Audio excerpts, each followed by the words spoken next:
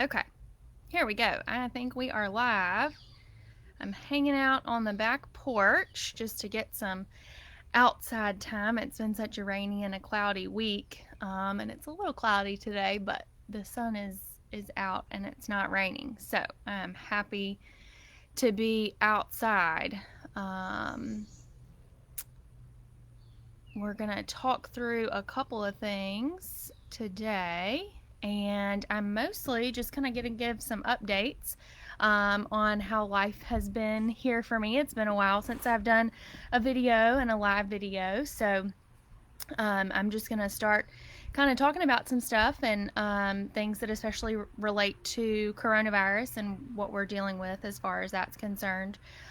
So if you have any questions that relate to that, just feel free to type them down there in the comments, and I will do my best to answer them. And if I'm not able to, I will certainly get the answer for you. So, for those of you who maybe don't know me as well, I practice family medicine here in Starkville in a small practice with my dad and another nurse practitioner. So we see patients of all ages. We have patients that we see in the nursing home and in the hospital setting. So we see kind of a wide variety of patients, and we take care of lots of different things, which is one of the things I really like about it. So our practice, when coronavirus kind of started and was really ramping up, we made a lot of changes and modifications based on recommendations from our very trusted public health officials. We started doing a lot of telehealth visits, and we were doing some visits outside, certain things inside, just depending on each patient, and really trying to do our best to keep that particular patient's best interest in mind. So we have transitioned now that things have kind of not necessarily settled down, but we've been able to modify things into kind of this new normal. We have a little bit more equipment, and we kind of have our practices set up a little bit better. So my particular clinic here in Starkville, we are kind of doing a 50-50 split of in-clinic visits and telehealth visits. So we have certain times of day that some of us are doing in-person in-clinic visits, and then the other half of the day we're doing things by telehealth. There's a lot of things that can be done over telehealth, and certainly we have certain things that we really need to see you in person for. But we're doing our best to kind of gather as much of that information as possible. And then if we do feel like you need to come into the clinic, we can kind of minimize the time that you're there by taking your history and kind of figuring out what kind of things we need to be on the lookout for, or what tests we need to run. And we can get that done a lot more quickly and minimize the time and exposure for our patients and our staff as well. So telehealth is one thing that has been newly popular and something that we've all adjusted to. It's not going to go away, and it's going to be, I think, available for a long time, and will be a priority here in Mississippi, especially for the months and years to come. It's gonna change. A lot of work is being done rapidly to improve the tools that we have so that we can see you as a patient, and the things that you can use as a patient to communicate with us. There's a lot of work to be done in the infrastructure of those things, having good internet access and service and easy to use platforms for people. So I'm working with our state medical association on a committee to come up with and look at all of those variables that we need to take into consideration as we try to change policies and make new recommendations for what's to come. One thing to note about that is I think it's still really good to try and see your regular doctor through that kind of platform. There are certainly ways that you can see people who aren't here in the state, but we really feel, I think, as a state of doctors, and especially me and in my practice, that your continuity and your relationship with your provider is really important. So I really encourage you, if you're interested in being seen by telehealth, that you check with your regular doctor first and see what they have to offer, because chances are they're able to do that for you. So, in the last week or so, there has been a lot of information, a lot in the news about our case numbers increasing and rising. And so, I wanted to talk a little bit about what we all should be doing and what things we need to continue to do to stay safe. So, you know, we are in kind of a new world. We're not in a place where we're all, necessarily strictly stuck at home, but we still need to be very careful and cautious about what we're doing and our actions when we're out doing those things. So, we have a lot of growing evidence and research that supports the use of face masks and the social distancing practice and continuing to wash your hands and practice good hygiene really well.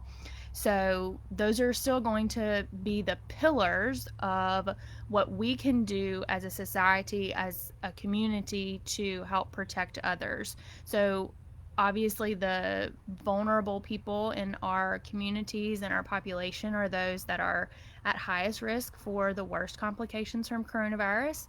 And so, we really want to try and protect those people as much as we can. So, that is where using a mask in public places comes into the most benefit, because you don't know what the person next to you at the grocery store might have as a chronic condition, or who they're caring for at home that may be a higher risk individual. So that is going to continue to be really important, and I'm very much in support of that. I wear my mask anywhere that I go now, so I don't wear it in my house, but anywhere else that I go, I have it with me, and I'm wearing it, and I'm very conscious of how I interact with people and making sure that I wash my hands regularly.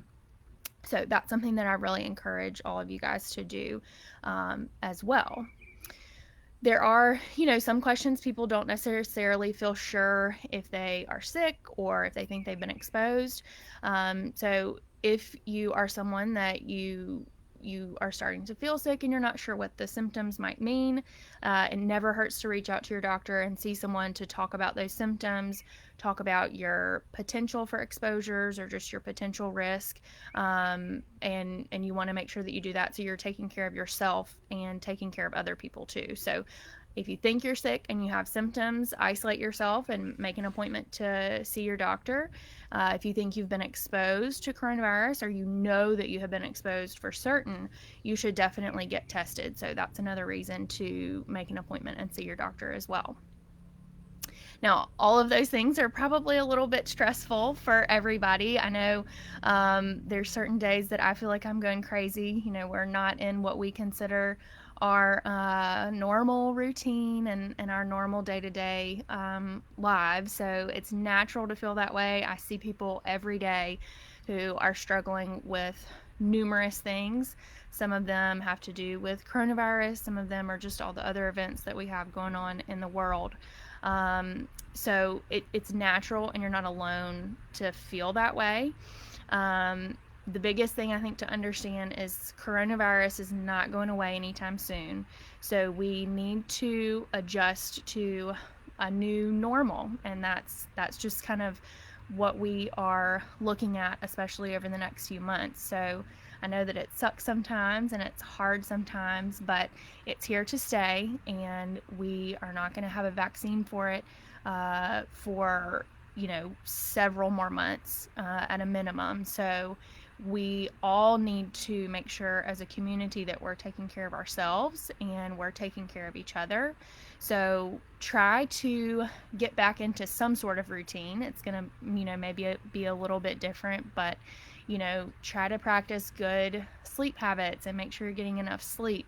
Make sure you're putting exercise into your daily routine. We're in the best time of year, my favorite time of year, where it's light until 8 o'clock at night. And so that's a really good opportunity to just get outside and get a little bit of physical activity and a little bit of sunshine, which can be really good for your mental health and your physical health. So it's really important to do those things.